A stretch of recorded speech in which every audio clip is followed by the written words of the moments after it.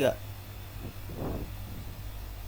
Baiklah, kami dari kelompok 5 akan mempresentasikan final project kami. Jadi di sini kami mengambil studi kasus sistem manajemen kos digital.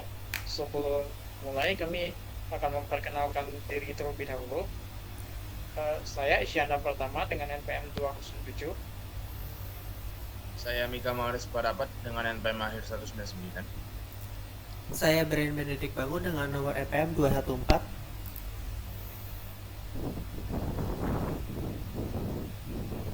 Fauzan Geranzaki dengan NPM akhir 222. Dan saya Benter Segara Buana dengan NPM akhir 227. Nah, jadi untuk latar belakang kami mengambil studi kasus ini, kami setelah melakukan wawancara dengan salah satu pemilik kos di Bedoang Sawah, Ubud, Surabaya. Jadi yang kami temukan adalah pengelolanya itu masih manual, terutama dalam hal pembayaran. Jadi metode yang digunakan itu seperti pembayaran tunai, cek, mutasi bank, dan bukti transfer atau screenshot yang kemudian dicek secara manual.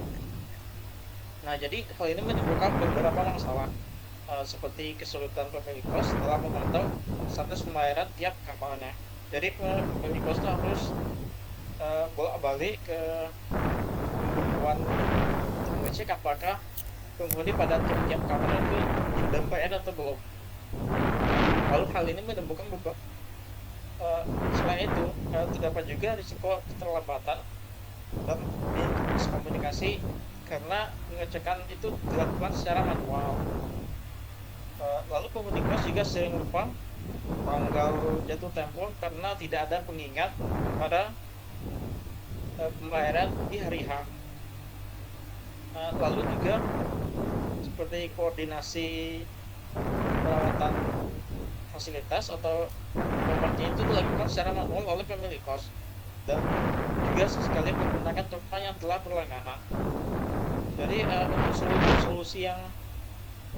solusi dari masalah ini yaitu dengan membuat aplikasi manajemen kos. Jadi aplikasi ini merupakan platform manajemen yang akan mengintegrasikan payment gateway, notifikasi otomatis, dan layanan tambahan seperti pemesanan jasa kemudian atau maintenance yang lebih fleksibel.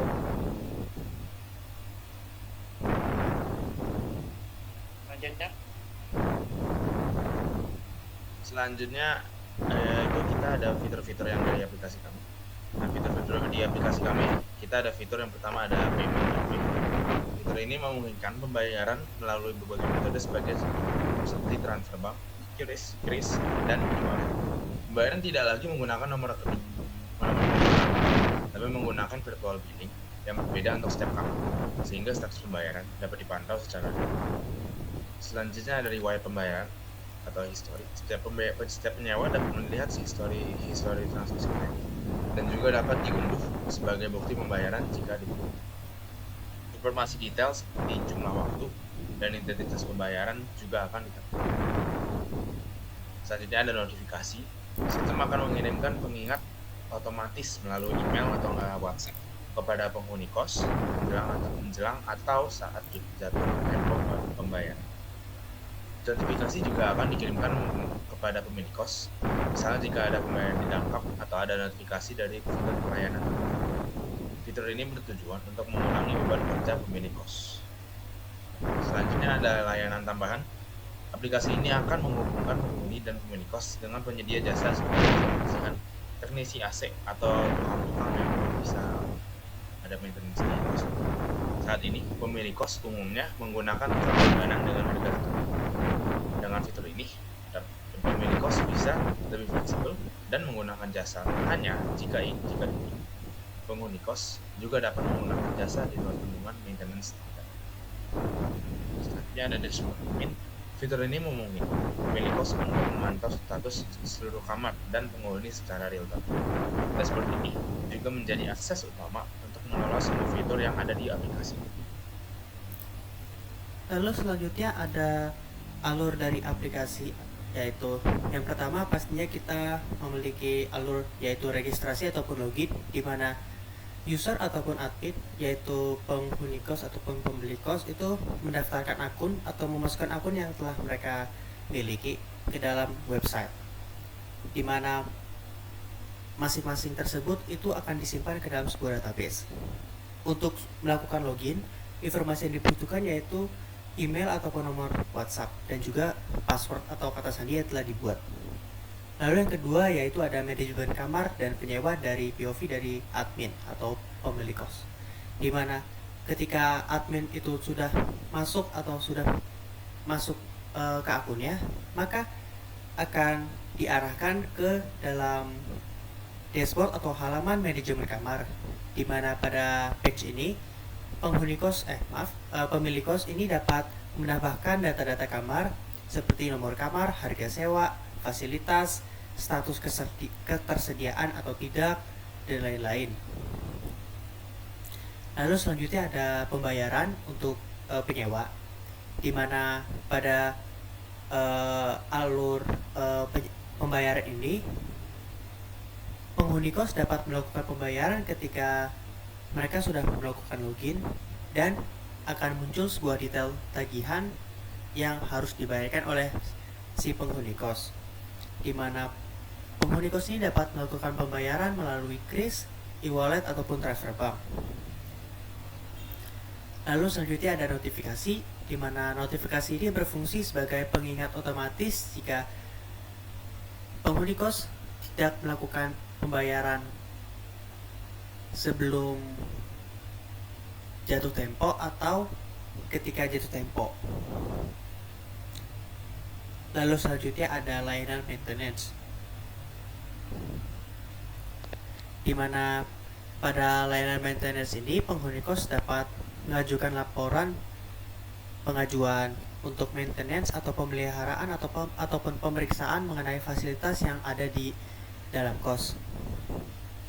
Lalu laporan ini pun akan dikirimkan ke admin, sehingga admin ataupun pemilik kos dapat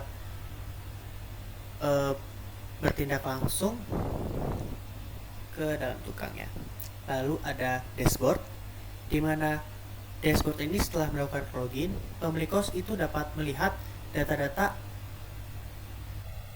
yang tersedia di dalam dashboard lama, seperti memantau status kamar, ketersediaannya, lalu data penyewa, pembayaran yang telah dibayar atau belum, lalu laporan maintenance secara real time.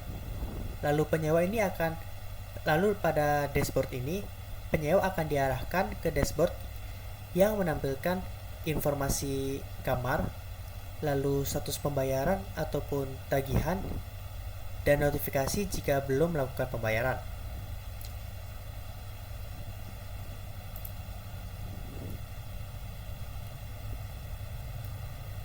Dalam pengembangan aplikasi ini kami menggunakan beberapa teknologi. Di antaranya pertama ada front end. Front end digunakan untuk menampilkan user interface atau tampilan aplikasi. Tampilan front end sangat penting untuk kenyamanan admin dan pengguna sehingga tampilan yang menarik menjadi nilai tambah. Teknologi yang kami gunakan untuk front end adalah CSS, HTML, Bootstrap, dan JavaScript. Ada teknologi backend. Backend berfungsi untuk menyimpan dan memproses data serta mengelola logika aplikasi agar dapat berfungsi dengan baik. Teknologi yang kami gunakan untuk backend adalah PHP dan JavaScript. Lalu ada database. Database digunakan untuk menyimpan data admin dan pengguna. Database ini akan terdiri dari beberapa tabel yang berbeda sesuai dengan fungsinya. Kami menggunakan SQL sebagai database. Lalu ada version control dan kolaborasi. Kami menggunakan version control kolaborasi untuk mempermudah pemeliharaan sistem secara bersama-sama. GitHub kami gunakan sebagai platform version control. Payment integration. Payment integration berfungsi sebagai penghubung antara pengguna dan sistem pembayaran. Penghuni kos dapat membayar langsung melalui aplikasi dan data pembayaran akan langsung terhubung dengan histori pembayaran admin. Kami menggunakan metode payment integration. yaitu self-hosted seperti ShopeePay, local bank seperti Mandiri, BCA, dan lain-lain. Lalu ada mobile seperti GoPay, OVO, dan ada Kris. Lalu ada email notification. Email notification berfungsi sebagai pengingat jika pengguna belum melakukan pembayaran. Sistem akan secara otomatis mengirimkan email kepada pengguna. Kami juga menggunakan push notification. Selanjutnya berikut ini adalah GitHub kami. Jadi untuk di GitHub kami sendiri belum ada progres sama sekali terkait project kami, karena memang kami juga menunggu approve dari Pak Fawas, sehingga jika memang Pak Fawas sudah meng-approve ide kami ini, barulah kami akan memulai progres dari project kami dan mengupdate-nya di GitHub kami.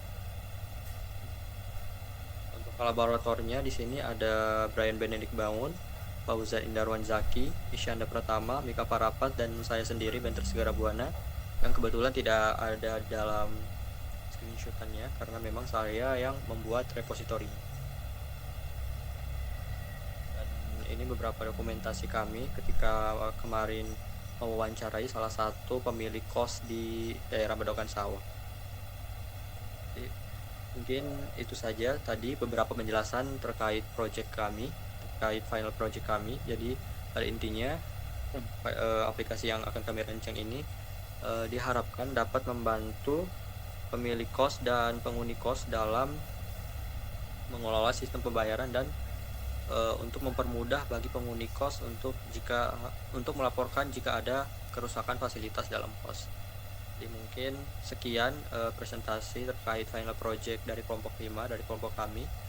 Kurang lebihnya kami mohon maaf. Terima kasih kepada Pak Wawas yang sudah menyimak. Saya tutup. Wassalamualaikum.